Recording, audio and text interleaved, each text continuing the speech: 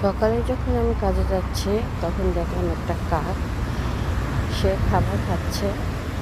তো ভাবলাম যে ভিডিওটা করি। একটা শীতের দেশে কাক পাওয়াটা খুবই টাফ ব্যাপার, কারণ এখানে পশু পাখি খুব কম দেখা যায়, কারণ অনেক ঠান্ডার দেশ। তো এখানে হঠাৎ করে একটা কাক চোখে পড়লো। তো কাকটা দেখতেছি সে খাবারের জন্য অনেক চেষ্টা করছে। পেয়েছে কিনা জানি না, কিন্তু চেষ্টা করতেছে।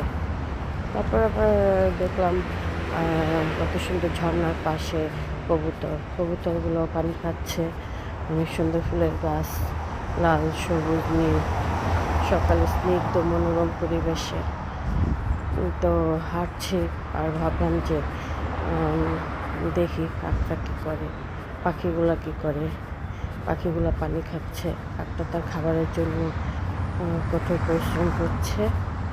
তো আমি ভাবলাম তো কাজে যাচ্ছে, এই সুযোগে দেখি ওরা কী করে। তো ভালো লাগলো।